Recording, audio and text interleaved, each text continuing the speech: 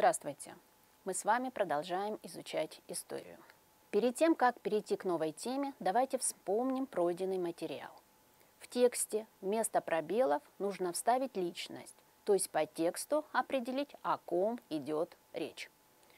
Крупный каканский политический деятель XIX века, сохранявший активность на протяжении 3,5 десятилетий. Ему было присуждено звание датка, а через год его назначают беком, правителем Андижанского вилаета, который включал всю территорию Андижанской области. Это Алымбек Датка. Второе.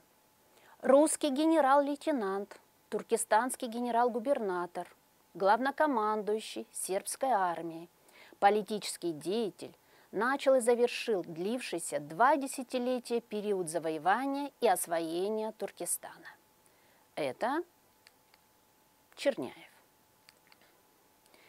Давайте прочитаем цитату. «Просвещенный народ легче вести, но его труднее гнать. Им легче управлять, но невозможно поработить». Эту цитату можно применить к нашему уроку. Ознакомьтесь с планом урока. Первый вопрос. Восстание Дунган. Второй вопрос. Государство Джетишар. И третий вопрос. Переселение калмаков, Дунган и уйгуров в Семиречье. В Казахстане, Кыргызстане, Китае проживает народ, известный под названием дунгани, а по-китайски хуэй. В настоящее время в Китае дунган насчитывается 10,5 миллионов, в Казахстане около 50 тысяч, в Кыргызстане чуть более 60 тысяч. Подсоветские дунгани являются потомками примерно 5 тысяч беженцев, переселившихся на территорию Казахстана и Кыргызстана во второй половине XIX века в результате российско-китайских договоренностей. Причиной было поражение дунган и уйгур в войне с китайцами. Во время правления династии Цин они неоднократно участвовали в народных восстаниях, самым крупным из которых было Дунганско-уйгурское восстание 1862-1877 годов. В середине XIX века жизнь населявших северо-западные провинции Цинской империи дунган, уйгуров стала особенно трудной. Одной из основных причин обнищания населения была нехватка земли. Большая часть пахотных земель принадлежала местным феодалам, бекам, купцам. Трудовой народ был вынужден брать у них в аренду небольшие участки на кабальных условиях. С каждым годом число и размеры налогов и поборов увеличивались, и изобретались новые виды угнетения. В результате в начале 60-х годов в северо-западном регионе Китая началось мощное всенародное движение против засилья Цинской империи. Между 1862 и 1877 годами весь Китай был объят сражениями между войсками Цин, местными жителями ханьского происхождения и мусульманами. В 1862 году во многих районах Шэньси разрозненные столкновения между китайскими и дунганскими вооруженными формированиями вылились в широкомасштабное восстание. К концу 1862 года повстанцы осадили столицу провинции, город Сиань, осада которого была снята войсками цинского генерала до Лунья только осенью 1863 года. В Шэньси движение охватило в основном сельские районы. За оружие взялись главным образом крестьяне, тогда как дунганское купечество и землевладельцы сохраняли нейтралитет. Это позволило цинским войскам к концу 1864 года разгромить повстанцев. Многие дунганские повстанцы отступили из Шэньси в Ганьсю. Тем временем среди дунган в Синьцзяне стали распространяться слухи о том, что властями готовится резня дунган с целью предотвращения распространения антиправительственного восстания в этом регионе. Хотя документы имперского правительства утверждают, что ничего подобного не планировалось, по крайней мере на центральном уровне. В Кашгаре, согласно многим источникам, такая резня действительно случилась летом 1864 года. В других городах региона Урумчи, Куча, Кульджи дунганские солдаты и офицеры тамошних гарнизонов решили опередить события и восстать первыми. Местное тюркоязычное население уйгуры, как правило, вскоре присоединились к восставшим дунганам, однако не без соперничества между представителями двух групп, в каждом очаге восстания, иной раз переходящее в кровопролитную борьбу за власть. Хатан в южной части Таримского бассейна был исключением. Дунган там было мало, и восстание было главным образом уйгурским.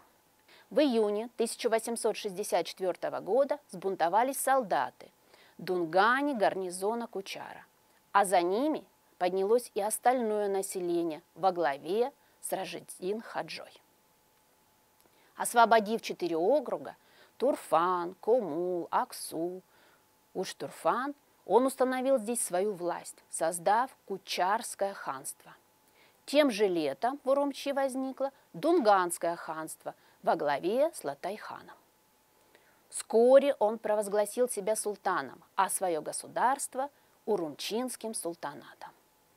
Восставший Кашгар из Коканда в 1864 году прибыл с отрядом Бузрук-хаджа, сын Джангир-хаджи.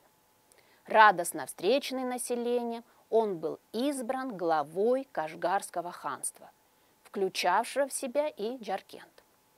К концу 1864 года группы восставших овладели большей частью Синьцзяня, осадив цинские войска в их крепостях. Одним из видных людей в Кашгаре был выходец из кыргызов Садык-бек. В его подчинении находился большой отряд, составленный из кыргызских джигитов. Однако плохо вооруженные, они не могли противостоять численному превосходящим силам китайцев. Поэтому Садык-бек обратился за помощью к фактическому правителю Коканда Алымкулу Аталыку. Он просил срочно прислать в Кашгар сына, известного Джангира-хаджи Бузурука, чтобы объявить его ханом. В 1865 году Бузурук-коджо в сопровождении 50 джигитов, возглавляемых бывшим беком крепости Ак-мечеть Якубеком, прибыл в Кашгар. С приездом Бузурука Садык-бек передал ему бразды правления, став одним из самых близких советников и влиятельных предводителей двора. Однако вскоре между Садык-беком и Якубеком возникло непримиримое соперничество. Только смерть одного из них могла разрешить конфликт. Хитрый Якубек с самого возникновения трений настроил Бузурука против Садык-бека, разжег его подозрения. В результате Садык-бек, спасаясь от ханского гнева и расправы, вынужден был бежать. А изворотливый Якубек, выживший Садык-бека из дворца, получил должность главнокомандующего. Магомед Якуб-бек Бадаулет – военный государственный деятель Коканского ханства, правитель государства Джетышар в Восточном Туркестане и Кашгара в 1860-70-х годах. Сведения о происхождении и ранних годах жизни Якуб-бека разрознены и противоречивы. Даже год его рождения точно неизвестен. Якуб-бек был назначен ташкентским беком, правителем района Чиназа.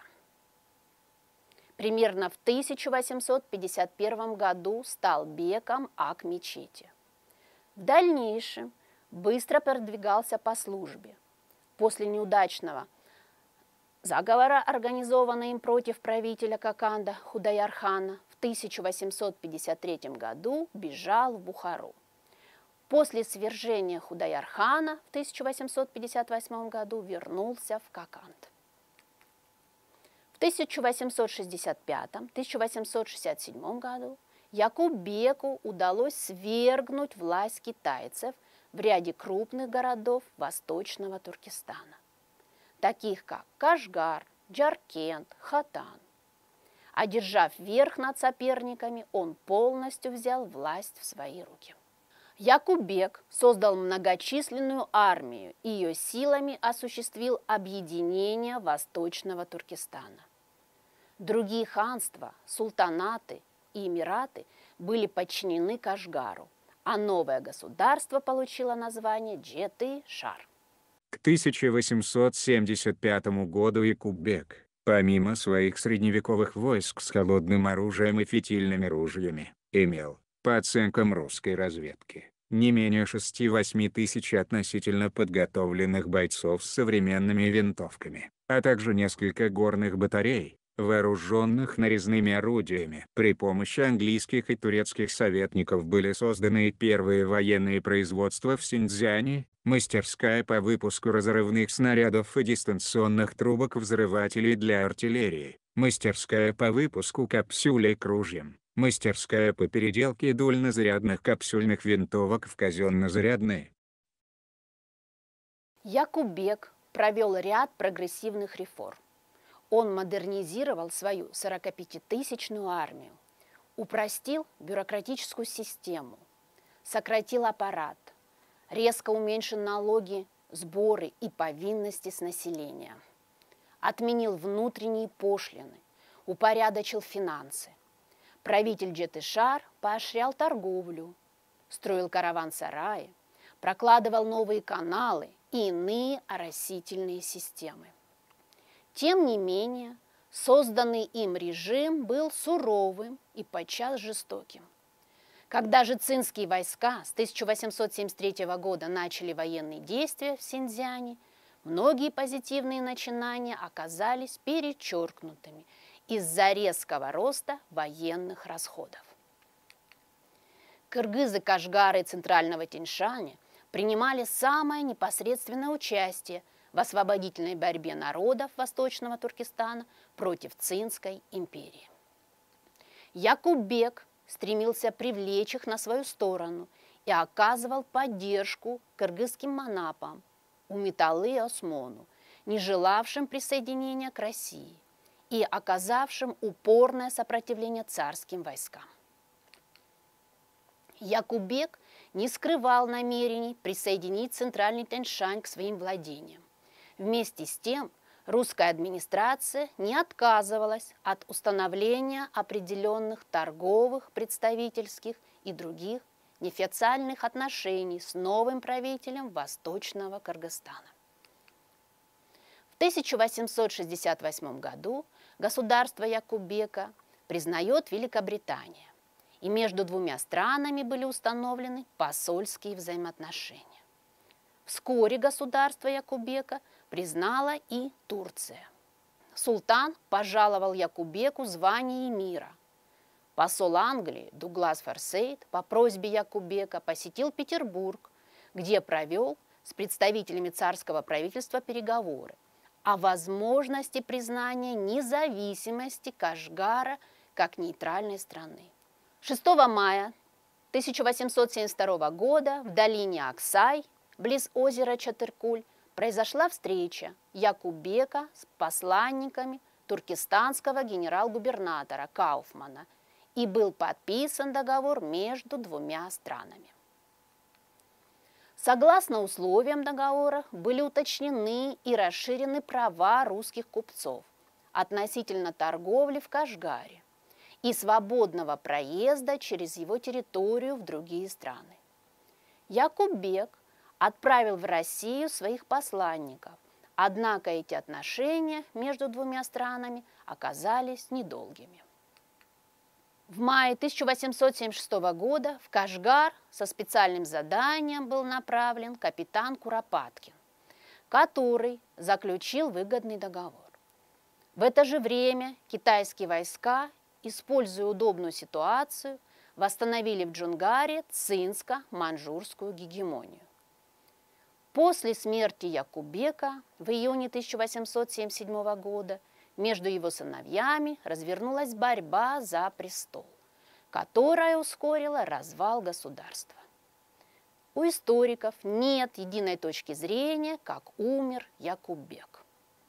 Существует несколько версий кончины Якуббека. Встречавшийся с ним полковник Алексей Куропаткин так обобщил свои личные впечатления и собранные сведения о владыке Сюньцзяна и обстоятельствах его смерти. 16 мая 1877 года, в 5 часов пополудни, Бадаулет был сильно раздражен своим Мирзой, секретарем, Хамалом, которого за неточное исполнение каких-то поручений он бил прикладом до смерти. Убив Хамала, Якуббек набросился и начал бить своего казначея Сабира Хуна. В это время с ним сделался удар. В XIX веке так именовали инсульт или инфаркт, лишивший его памяти и языка. Оставаясь в этом положении, Бадаулет 17 мая в 2 часа утра скончался. Слухи об отравлении Якуббека сыном его Хак-Кулибеком и о том, что он сам, ввиду неудач против китайцев, принял яд, не имеет основания. В Китае с XIX века господствует версия, что Якуббек был отравлен одним из своих приближенных,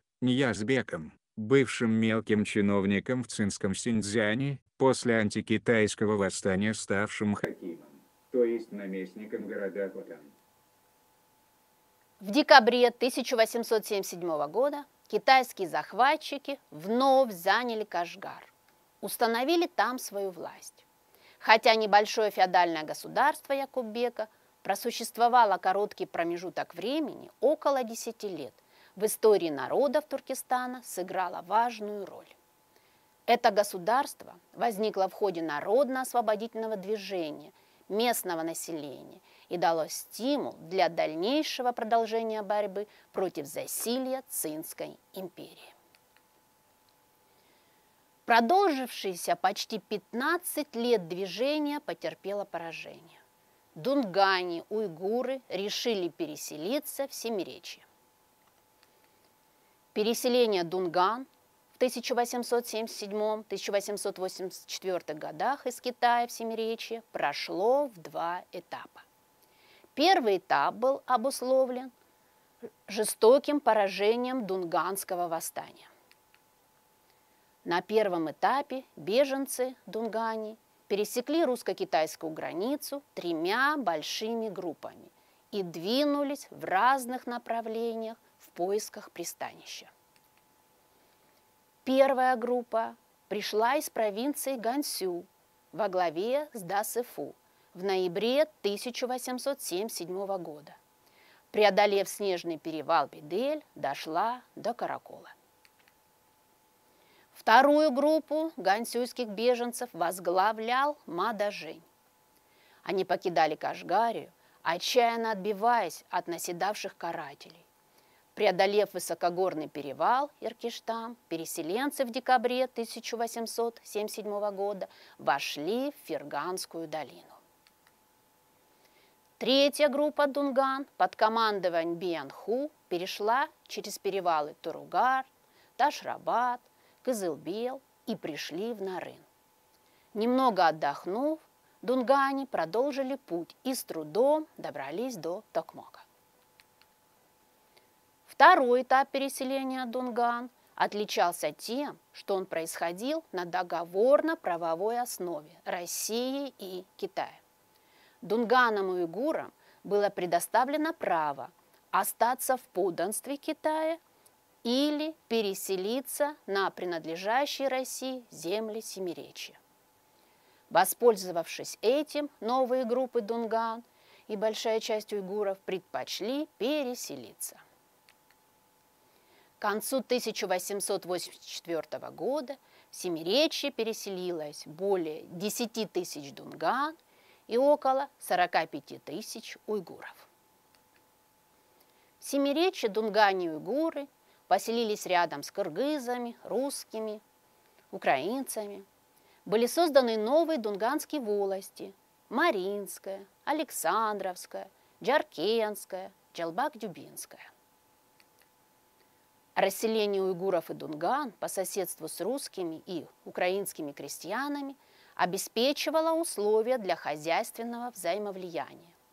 Уйгуры и дунгане выращивали разные культуры. Больше половины засеваемых земель приходилось на пшеницу. Сеяли ячмень, проса, овес, рис, масличные культуры. Доминирующей культурой у дунган стал рис.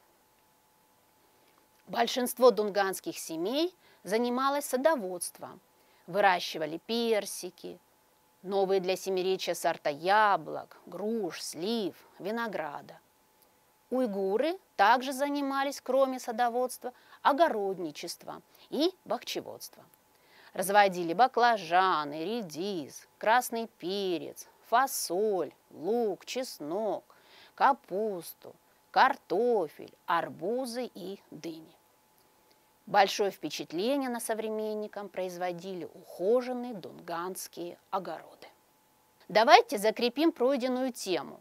Запишите основные понятия, с которыми мы сегодня встретились.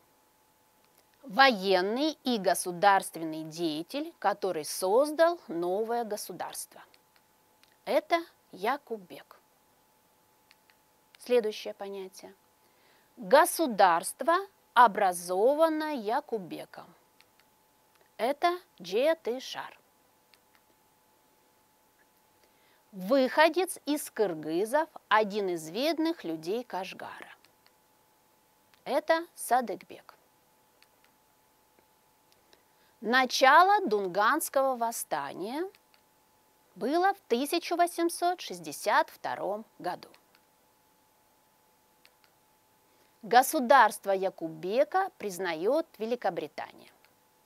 Это 1868 год.